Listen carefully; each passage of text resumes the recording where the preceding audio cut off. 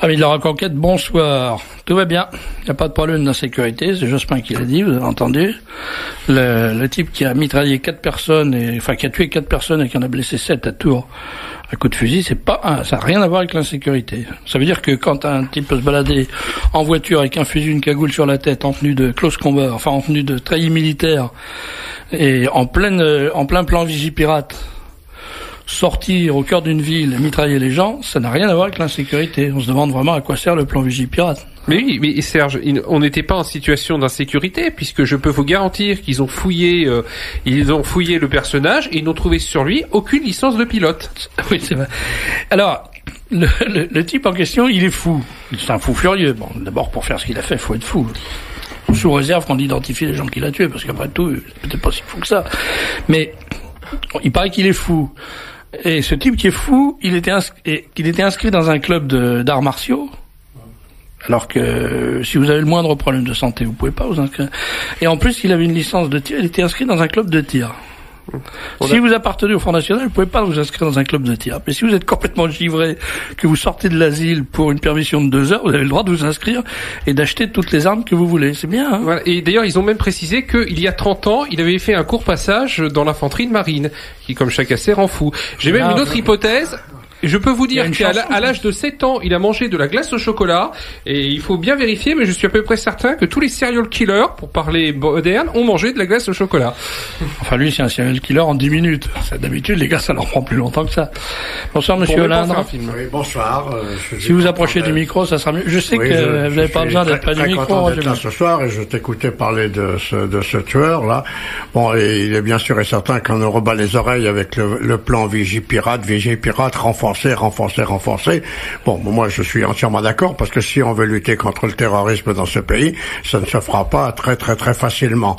Et il faudra certainement rétablir un certain nombre de valeurs qu'ils ont mis à la poubelle et commencer par fermer les frontières. Ils en arriveront là. J'entendais tout à l'heure que peut-être, on pourra fouiller les voitures et faire ouvrir les coffres, mais si les gens sont d'accord. Si les gens sont d'accord. Bon, alors, le jour où les Français auront compris que ça n'est pas de la rigolade, et que, par exemple, on peut quand même s'étonner que quand le plan Vigipirate, renforcé, est mis en place, 2 loustiques prennent un hélicoptère et vont chercher un copain en prison, que des gens hier ou avant-hier à la télévision, on les voit qu'ils survolent avec un petit avion la Hague sans que rien n'intervienne, on se demande si on se fout du monde.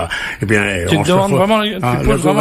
gouvernement se fout du monde, mais il a bien raison tout compte fait, puisque ce peuple, je ne sais pas ce qui va les réveiller. Alors chaque fois que nous disons quelque chose, nous passons pour des extrémistes, même si on parle nous uniquement de choses que l'on connaît. J'entends tout un tas de types qui parlent de choses que je ne connais pas. Je trouve que c'est intéressant, mais dès que je connais, je m'aperçois qu'ils ne disent que des balivernes, que ça ne tient absolument pas la route. Mais on dit que les paroles s'envolent, les écrits restent. Au lendemain de l'attentat à New York, j'avais sorti un communiqué pour le Cercle national des combattants, devant des très graves événements qui se déroulent aux États-Unis, au cours desquels le terrorisme a dépassé tout ce qui était pensable jusqu'à aujourd'hui. Les anciens combattants du Cercle national des combattants tiennent à poser la question suivante à nos dirigeants politiques, adeptes de la repentance éternelle, qui laissent insulter impunément l'armée française pour son comportement face au terrorisme lors de la guerre d'Algérie. Pour trouver les auteurs et commanditaires de ces terribles attentats, les forces américaines vont-elles faire des prières, émettre des vœux pieux, réciter des poèmes aux suspects? Nous attendons la réponse. Bon, ça, c'est même pas daté du lendemain, c'est daté du jour même des attentats. Le 11 septembre 2001. Alors c'est quand même un peu étonnant. Ce communiqué a été envoyé à toutes les agences de presse et à tous les journaux. Il n'a absolument été repris par personne. Alors qui a fait ce communiqué? C'est moi qui l'ai signé. Je suis président de cette association d'anciens combattants. J'ai fait l'Indochine, j'ai fait l'Algérie. Je suis ancien résistant. Bon, j'aurais pissé dans un violon, c'est exactement la même chose. Ça date du 11 septembre, ce qui nous empêche pas d'entendre à longueur de journée, des gens qui nous racontent la guerre, qui ne l'ont pas faite, qui nous racontent un tas de choses qu'ils n'ont pas fait. Dans un dernier papier, je disais que j'en avais par-dessus la tête d'entendre monsieur J'en sais rien à Paris répondre à monsieur J'en sais pas plus à Washington. Est-ce que tout ça c'est du journalisme? Ça n'est absolument pas du journalisme. Alors, la réponse à ma question du 11 septembre, eh bien, elle est dans Le Monde. Oui, dans le journal Le Monde. Tu vois qu'il faut pas désespérer. Du 26 octobre 2001. Le FBI n'a pas réussi à faire parler les principaux suspects. D'aucuns dans l'administration se demandent s'il ne faudrait pas changer de méthode. Mais enfin, l'armée française qui est insultée, et qui a été insultée pendant la guerre d'Algérie et depuis la fin de la guerre d'Algérie. Il faudrait quand même savoir une fois pour toutes que ce n'est pas elle qui a déclaré la guerre d'Algérie, pas plus qu'elle n'avait déclaré la guerre d'Indochine d'ailleurs.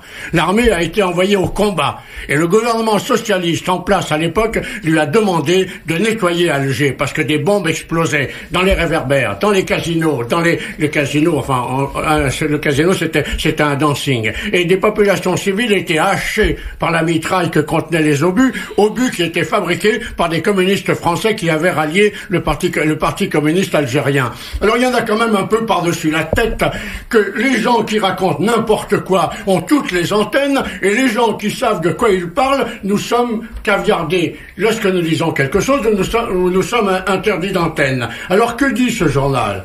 Au FBI et au ministère de la Justice, je répète, Le Monde, vendredi 26 octobre 2001. Au FBI et au ministère de la Justice, certains commencent à dire tout bas que les libertés individuelles peuvent être mises de côté au moins un temps s'il s'agit d'obtenir des renseignements pour sauver des vies. C'est dans Le Monde. Dans le journal Le Monde. Ça, c'est l'objectif de toute cette affaire. Entre autres, c'est un des objectifs. L'opinion en train de basculer. Mais qu'est-ce que nous avons dit? Qu'est-ce qu'avait dit Le Pen depuis des décennies, depuis des années et des années? Vous pouvez rigoler de tout ça, mais le jour où ça se passera sur notre sol, ce sont les mêmes qui insultent l'armée française pour la bataille d'Alger, qui diront mais où sont les paras? Où est la police? Où sont les unités spéciales là? Parce qu'enfin, il faut quand même, là aussi, savoir de quoi l'on parle. Si il s'avérait qu'un jour, un ayatollah quelconque fasse rentrer 5000 Kalachnikov ou 5000 M16 dans les banlieues, qui ira les récupérer? Qui ira les sortir? Les caves seront communicantes entre elles, les étages seront communicants entre eux. C'est déjà, dans certains immeubles, ça qui se passe. Alors, prévoir, faire la guerre, c'est prévoir. Gouverner, c'est prévoir. Mais il ne prévoit rien du tout. Alors, je ne vais pas lire tout cet article, mais je demande aux amis de rechercher. Le Monde du vendredi 26 octobre, page 4. Le FBI n'a pas réussi à faire parler les principaux suspects. Alors, je vais lire la fin. L'opinion semble déjà en train de basculer. Tiens, c'est bizarre quand même. Pourquoi c'est bizarre? Notamment sous l'effet de la crainte du bioterrorisme. Même les défenseurs des libertés individuelles changent de discours. L'utilisation de la force peut se justifier dans le cas où les enquêteurs cherchent des renseignements pour éviter une attaque imminente, affirme le Washington Post.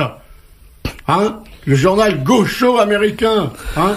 C'est le professeur David Cole, professeur de droit à l'université de Georgetown, qui le dit. Si c'est lui qui le dit, c'est que c'est vrai, il a raison. Le professeur Robert Derville, spécialiste de la lutte antiterroriste à l'université Columbia à New York, trouve justifier la pression sur les suspects en temps de guerre. Il ne faudrait pas, pour de bonnes raisons, ne pas essayer de trouver ce que savent les gens. C'est fabuleux. Moi, je ne suis pas pour la guerre civile. J'ai fait la guerre. Je ne suis ni pour la guerre ni pour la guerre civile, parce que la guerre civile c'est terrible, mais ce sont eux qui nous ont amené la guerre civile, ce sont eux qui ont mis en place tout cela. Je suis responsable de la Corse pour le Front National.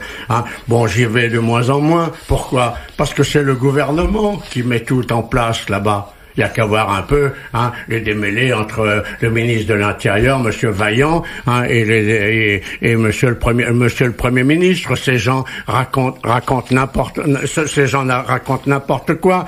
Mais en ce qui concerne la Corse et les terroristes corses, Monsieur Jox avait traité avec les terroristes.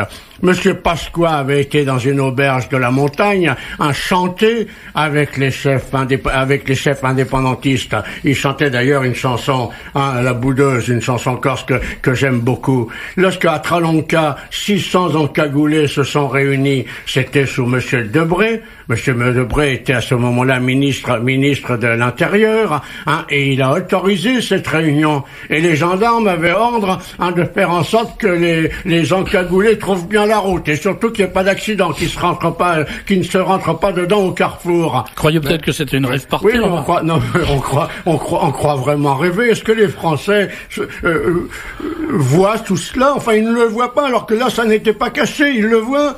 Ils ne vont pas tirer la leçon de tout ça.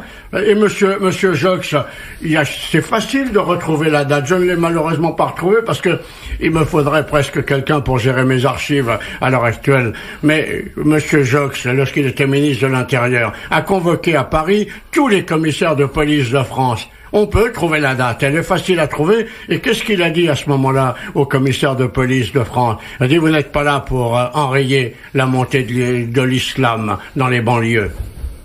Est-ce que tout ça n'était pas fabriqué? Est-ce que tout ça n'était pas voulu? Alors lorsque nous avons dit cela, on passait pour des xénophobes, pour des racistes. Mais moi, je sais très bien qu'il y a des musulmans qui sont des types bien.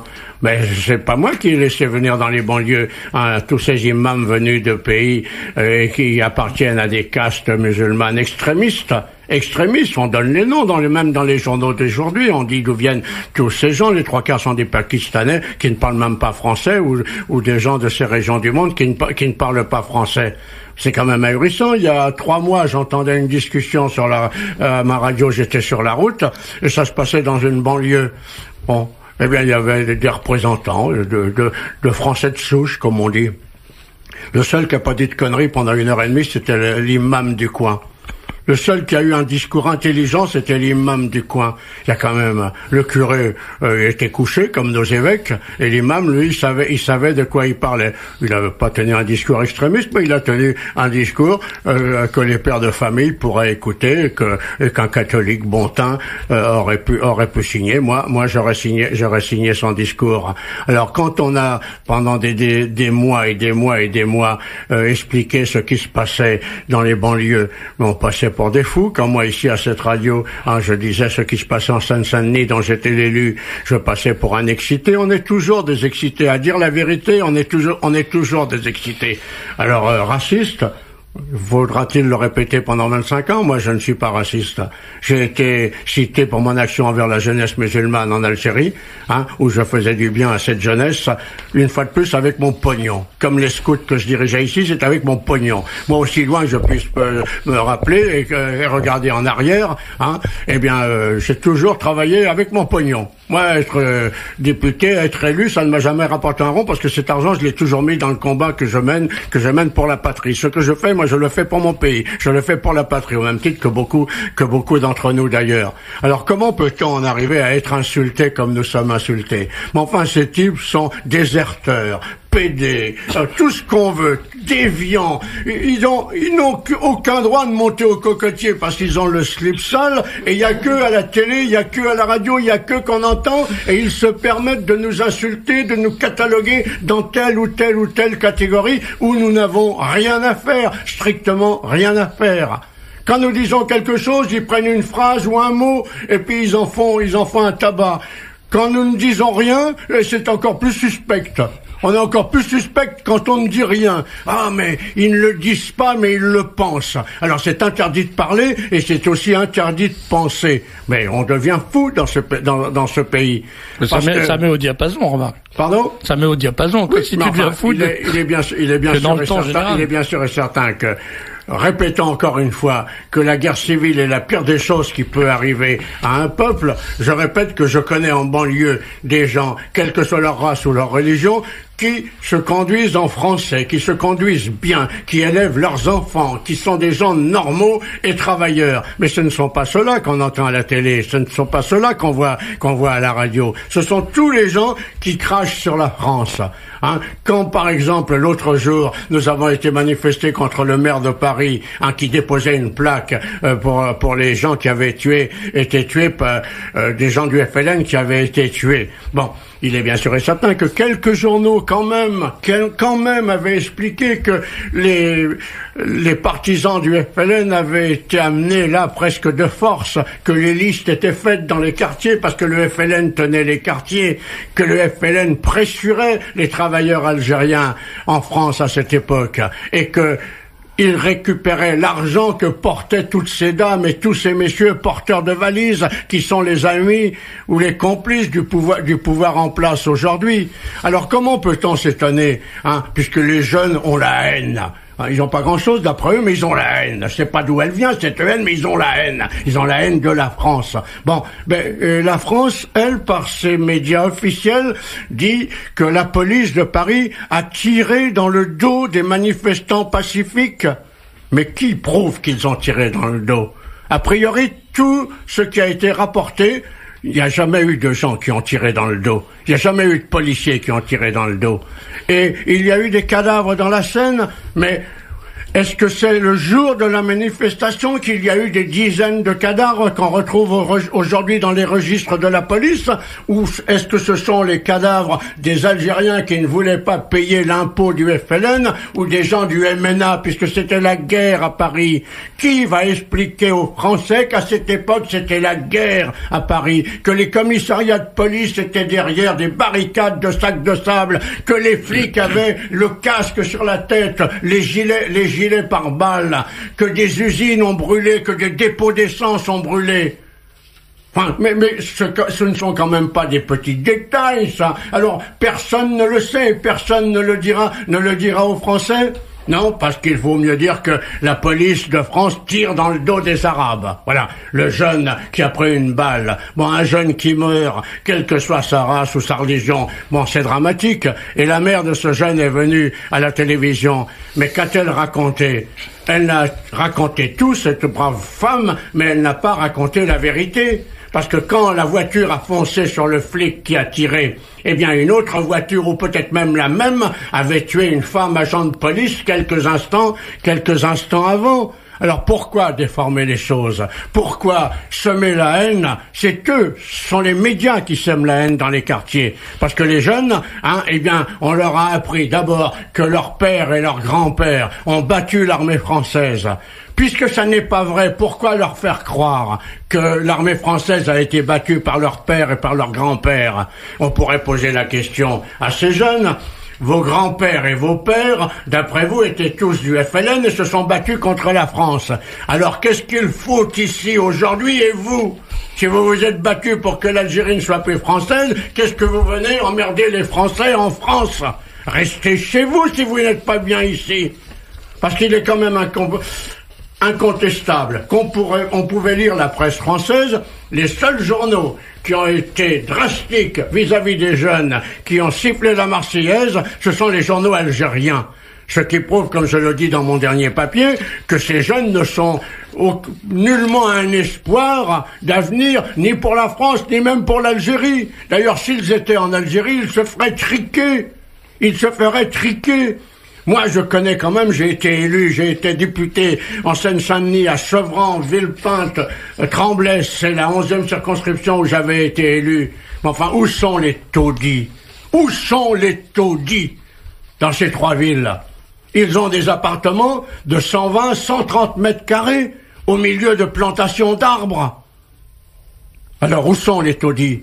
Chez eux, dans un appartement de 130 mètres carrés ou de 120 mètres carrés, ils seraient 80. C'est la vérité. Il n'y a qu'à aller dans les banlieues, voir un peu les supermarchés et voir ces braves dames qui sortent des supermarchés avec 2-3 chariots de bouffe. Alors ils sont malheureux, ils meurent de faim. Non, ils sont pas acceptés, soi-disant, par la nation française, par les Français de souche, comme ils disent, par les Roumis même, comme ils disent. Mais que font-ils pour être acceptés? Qui embauchera un type qui arrive à l'embauche avec une casquette à l'envers, des rouflaquettes, les mains dans les poches, en tanguant comme un voyou? Le gars, moi je connais des jeunes d'origine algérienne, marocaine, tunisienne, même des jeunes d'origine africaine qui s'habillent correctement et qui trouvent un travail correct dans la mesure où ils font correctement leur travail. Moi, lorsque je suis en Afrique, j'entends pas les gens partir au boulot à 4 heures du matin. alors que j'habite pas loin de l'autoroute, enfin que pas loin, j'habite à 2 kilomètres de l'autoroute, et à 5 heures du matin, l'autoroute ronronne déjà, parce que les Français sont debout, et vont au boulot. Alors comment a-t-on pu faire croire à ces jeunes que, en ne travaillant pas, ils auraient tout ce que possèdent les gens qui travaillent? Comment aussi a-t-on pu faire croire à leurs parents qu'en envoyant la moitié ou les 2 tiers de leur paye en Algérie, en Tunisie ou au Maroc, ils pourraient vivre ici avec le restant, avec ce qu'ils gardent? Les Français qui vivent ici dépensent la totalité de leur paye et ils ont besoin de la totalité de leur paye et bien souvent même de la de la paye de la femme. Il y a deux salaires dans les ménages aujourd'hui. C'est pas ça qui arrange la famille, mais enfin, c'est un fait qu'il faut aussi constater. C'est un fait sur lequel on ne doit pas revenir. Alors comment faire croire constamment à ces jeunes qu'ici, ils sont traités différemment? S'ils sont traités différemment, c'est surtout ceux qui se conduisent comme des voyous. Voilà, c'est pas autre chose. Et je vois mal parti notre pauvre pays. Je vois mal parti notre pauvre pays. Parce qu'aujourd'hui, il suffit qu'il arrive une enveloppe avec 5 grammes de farine ou de flan dedans pour que tout s'arrête, pour que les postiers demandent à passer, à être douchés, à être soignés et tout. Et comme ça ne suffit pas, pour arrêter la psychose, eh bien, les services compétents mettent 8 jours ou 10 jours pour déclarer ce qu'il y a dans l'enveloppe. Ça vient de nous arriver au paquebot. Il y avait une enveloppe aussi, il y a eu la réponse 8 jours après. Il faut 8 jours à des spécialistes pour voir qu'est-ce que c'est du flan, je crois, ou de la farine. Mais si ça avait été dit dans la demi-heure, si c'était un produit chimique compliqué à détecter, c'est un produit chimique, on va l'analyser. Mais si c'est de la farine, personne ne voit que c'est de la farine ou personne ne voit que c'est du flan. Eh bien, c'est leur information, surtout qu'il y ait du flan. Et il faudra bien quand même qu'ils se réveillent et qu'ils mettent la France en garde. Et si le terrorisme redémarre, aux États-Unis, on annonce que ça va redémarrer. Si le terrorisme redémarre, eh bien, il faudra fermer les frontières, contrôler les gens. Mais contrôler le lundi, le mardi, le mercredi, le jeudi, le vendredi, le samedi, le dimanche. Jour et nuit. Et puis faire attention aux jours de fête. Et puis faire le calendrier de tous les attentats sur la planète dont ce sera l'anniversaire. Il y a 20 ans, il y a 30 ans, il y a 40 ans, il y a 500 ans. Il s'est passé telle chose. Il y a toujours un groupe de fous qui mettra une bombe en commémoration de cet attentat.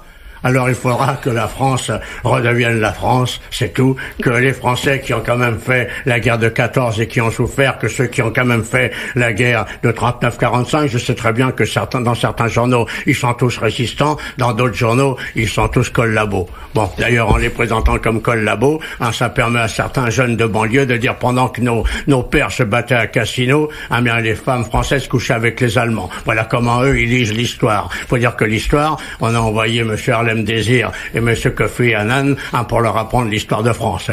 C'est vraiment du beau travail. Merci. Merci Roger. Quel souffle, il est incroyable. Ouh là là. Au sujet du terrorisme, il y a quand même une décision de George Bush qui m'a rempli d'interrogations. Alors il a dit, nous interdirons l'entrée des États-Unis aux terroristes. Alors j'imagine la scène à l'aéroport de LaGuardia à New York. Le guichetier des douanes qui regarde la fiche d'entrée aux États-Unis. Ouais. Donc vous appelez comment? Donc nom de famille Ben Laden, prénom Oussama, profession terroriste. Non désolé, je peux pas vous laisser rentrer, monsieur. Là dans l'article dont j'ai parlé, que je demande à nos amis de lire, j'ai dit bien Le Monde, vendredi 26 octobre 2001, le FBI n'a pas réussi à faire parler les principaux suspects. Ils expliquent qu'ils leur ont proposé du fric et du travail. Si vous parlez, vous aurez du travail. Non mais c'est marqué dedans, c'est pas moi qui l'invente. Si vous parlez, vous aurez du travail. Vous savez, dans un pays où on trouve les comment appelle-t-on ça, les techniques les techniques ou les modes, les guides de pilotage en arabe dans les boîtes à gants, guide de pilotage des Boeing 747, et où on trouve le passeport du pirate au milieu des décombres d'une tour de 105 mètres de haut. L'avion a explosé, la tour a implosé et on trouve le passeport du gars en bas. Bon. Non, mais enfin. Donc s'ils sont capables de faire ça, ils sont capables de faire plein d'autres choses. À mon avis, peuvent identifier un terroriste rien qu'en regardant ses babouches. Non, enfin, le problème, si on a encore 2 secondes pour en parler, je l'ai mis dans mon article, c'est quand même que ces gars ont été recrutés. Et ton article est publié où? Dans NH. Dans National Hebdo. Dans National Hebdo, et cette semaine, j'ai un très gros truc, un gros article aussi dans Français d'abord. Hein. Et je dis justement que recruter des types plusieurs mois ou même plusieurs années à l'avance, hein, des types qui apparemment sont intelligents, on fait des études et ne sont pas des intégristes, puisque le FBI, enfin quoi que le FBI, hein, bon enfin d'après le FBI, ils couraient les filles, ils allaient dans les boîtes de nuit et tout ça, c'est pas tout à fait. En tout cas aujourd'hui ils sont désintégrés. C'est pas tout à fait la tendance Ben Laden que ces mecs soient recrutés des mois ou des années à l'avance, hein, et que ils se décident un beau matin. Moi, lorsque j'ai voulu prendre le maquis en Algérie, j'avais 600 types qui avaient répondu présent. C'était le maquis, c'était pas aller se balancer dans une tour. Hein. Il y avait 600 types en fiche ils attendaient mon ordre. Bon, alors le jour où tout serait prêt, on prenait le maquis pour sauver l'Algérie française. Et au moment le jour de partir, on était 6 sur 600. Et là, ils en ont recruté une dizaine et ils étaient présents le jour. Donc il y a peut-être quand même du souci à se faire. Hein, et il y a pas à prendre ça à la rigolade contre ce genre d'individus. Eh bien, on ne peut résister que si on résiste réellement. Et on ne peut être respecté que si on est respectable. Mais le rire est une bonne arme aussi de résistance. Merci Roger. À bientôt. Tu reviens nous voir quand tu veux. D'accord. Il y a des messages? Il y a un certain nombre de messages qui sont résumés par celui-là. Bon sang que ça fait du bien d'entendre Roger. Voilà. C'est vrai que ça fait un certain temps quand même. À bientôt. On va écouter un tout petit bout de musique pour changer complètement d'ambiance.